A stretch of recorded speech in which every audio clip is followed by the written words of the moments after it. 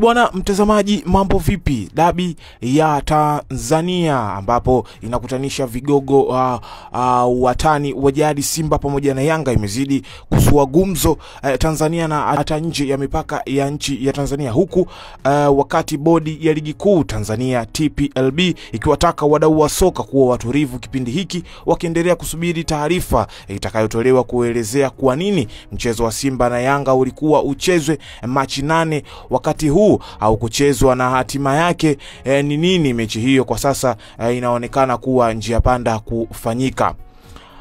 Mwenyekiti wa bodi hiyo Steven Mguto alisema kwa sasa hawezi kuzungumza chochote mpaka hapo kikao kitakapokaa na kutoa maamuzi.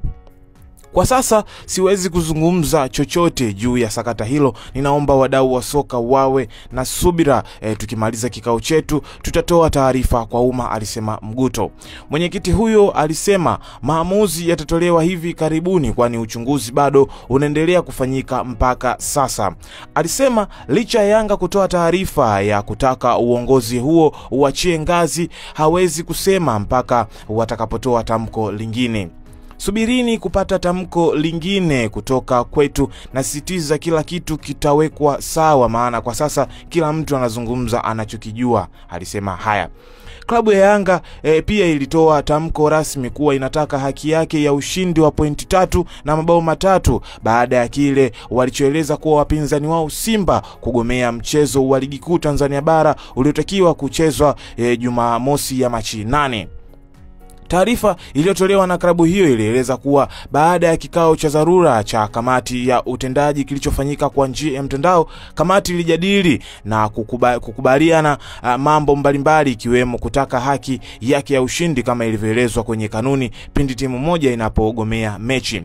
Klabu ya Yanga inataka kupewa haki yake ya ushindi kama ilivyoelezwa kwenye kanuni pindi timu moja inapogomea mechi. Kamati ya utendaji pia imekubaliana kutoshiriki mchezo namba 184 kwa tarehe yote itakayopangwa, ilieleza taarifa hiyo. Mbali na hilo, kamati hiyo ilitaka shirikisho la mpira wa miguu Tanzania TFF kuivunja kamati ya uendeshaji wa ligi kuu. Kutokana na mfululizo wa uvunjifu na kushindwa kusimamia kanuni za ligi kuu, klabu ya Yanga imekosa imani na kamati ya uendeshaji wa ligi kuu, hivyo tunaliomba shirikisho la mpira wa miguu nchini TFF kuivunja na kuteua viongozi waadilifu wenye nia njema na maslahi mapana ya mpira wetu. Taarifa hiyo ya Yanga ilibainisha hivyo. Aiza ilidai kuwa katika kikao kilichohudhuriwa na klabu zote mbili, wasimamizi wa michezo, watathmini, waamuzi na makamishna, klabu ya Simba haikutoa taarifa ya kutaka kutumia uwanja wa Benjamin Mkapa siku moja kabla ya mechi husika kwa ajili ya kufanya mazoezi.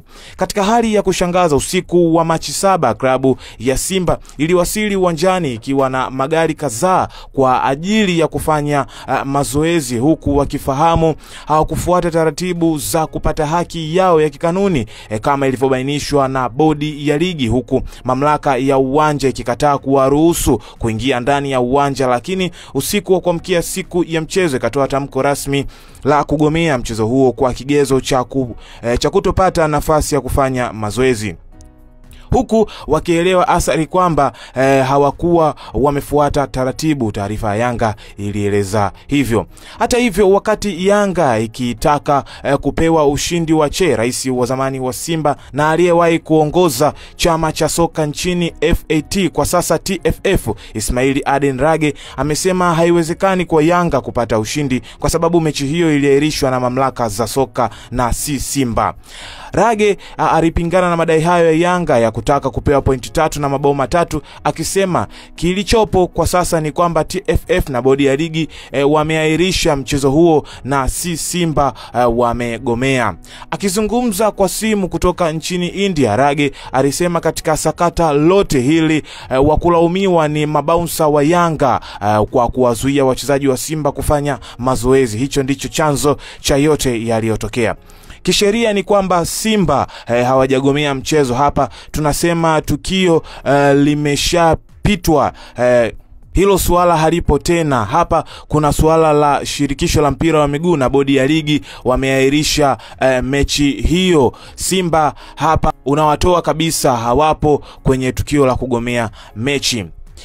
Mwenye kuendesha mashindano ndiye mwenye mamlaka ya kuahirisha mchezo. Ndio maana hata Yanga walipoenda uwanjani hawakuwa na yeyote yule, si viongozi, makamishna wala waamuzi. Hii ina maana mechi ilikuwa tayari imeahirishwa. Huwezi kudai wala kupewa pointi kwa hali hiyo. Kama tamko la Simba lilivyokuwa mwanzo na mamlaka isingeahirisha, hapo ndivyo tungezungumza vingine, alisema Harage.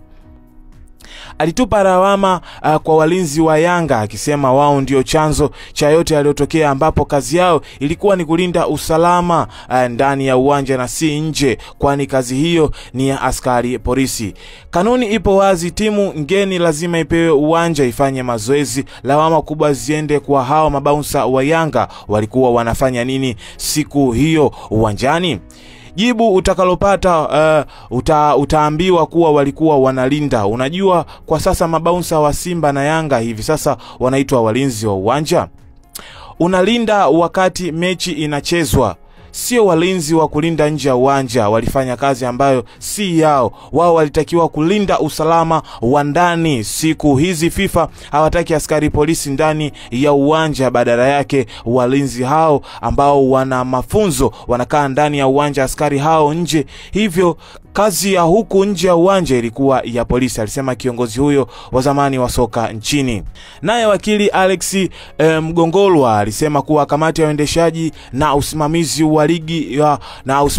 wa ligi ya bodi ya ligi kuu Tanzania bara TPLB haikuwa na jukumu la kuahirisha mechi hiyo, kwani hakukuwa na kanuni iliyotaka kufanya hivyo. Akizungumza jijini Dar es Salaam jana, wakili huyo alisema maombi yaliyopelekwa mbele yao na klabu ya Simba hayakuwa ya kuahirisha mchezo huo, hivyo hawakuwa na mamlaka ya kuliamua kwa wakati ule. Maombi mbele yao hayakuwa ya kuahirisha mchezo. Hata hivyo, yangekuwa hivyo wangetamka kuwa hawana mamlaka ya kuliamlia wakati ule. Maana ya kikanuni na kutafuta haki kwenye vyombo vya haki, unapopeleka ni malalamiko, ni maombi ya nini? Unakitaka ili kamati inapothibitisha ikuzawadia ikupe nafuu gani? Wewe huiambii kamati kuwa kama bila kufanya hivi hatufanyi hivi. Hatuendi mahakamani kuiambia kuwa bila kumfunga huyu sisi hatuji tena mahakamani. Taratibu za utafutaji wa haki haziko hivyo, alisema Mgongolwa. Mwana habari, ni kushukuru sana, na hizi zilikuwa ni habari za kimichezo. Sakata zima la mechi ya dabi ambayo ilipangwa kuchezeka tarehe 8 Jumamosi Machi 2025 kuahirishwa. Mengi yamekuwa yakiongeleka, tuhuma au taarifa na malalamiko yakipelekwa kwa bodi ya ligi pamoja na shirikisho la mpira wa miguu Tanzania TFF, lakini taarifa ambazo tumekusogezea hapa zitaweza kuamua ni lini mechi itachezwa na ni kipi ambacho kinaweza kufuata. Naitwa Junior na hii ni Junior Media, michezo, habari pamoja na burudani. Kwa habari nyingi za kimichezo usisahau kusubscribe ili uweze kuwa mwanafamilia, comment, share pamoja na kusubscribe ili tuweze kuenda sambamba. Kutokea hapa sina la ziada, nikwage nikutakia siku njema. Bye bye.